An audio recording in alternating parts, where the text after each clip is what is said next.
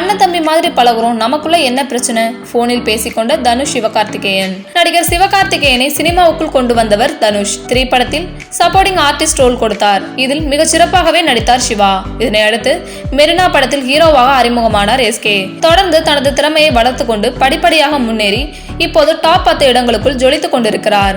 ஆனால் சமீப காலமாக அவரை சுற்றி சர்ச்சைகள் எழுந்தபடி இருக்கின்றனர். கொட்டுக்காளி படத்தின் ட்ரெய்லர் வெளியீட்டு விழாவில் எஸ்கே பேசியது சர்ச்சையை பற்ற வைத்தது. அவர் தனுஷை தான் மறைமுகமாக சாட்டுகிறார் என்று பலரும் பேசினார்கள்.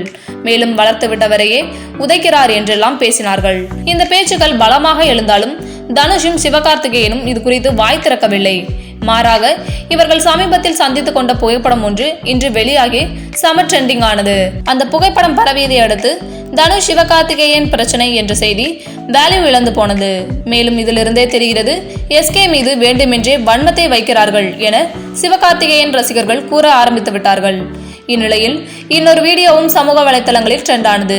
அதாவது காக்கி சட்டை படத்தின் ப்ரொமோஷனில் சிவகார்த்திகேயனுக்கு தனுஷ் போன் செய்தார். அப்போது என்ன சிவா, நமக்குள்ள ஏதோ பிரச்சனை என்று சொல்றாங்க, நம்ம அண்ணன் தம்பி மாதிரி பழகிட்டு இருக்கோம், இவங்க இப்படி சொல்றாங்க, இவங்களுக்காக நம்ம சேர்ந்து தினமும் ஒரு போட்டோ போட முடியுமா என்று கேட்டார். அதற்கு பதிலளித்த சிவா, ஆமா சார், நாம ஒழுங்கா பழகிட்டு இருக்கோம், இவங்க ஒழுங்கா இருக்க குடும்பத்துல கும்மி அடிச்சுட்டு போயிடுவாங்க போல என்று கூறினார். இந்த வீடியோ தான் தற்போது அதிகம் பகிரப்பட்டு வருகிறது.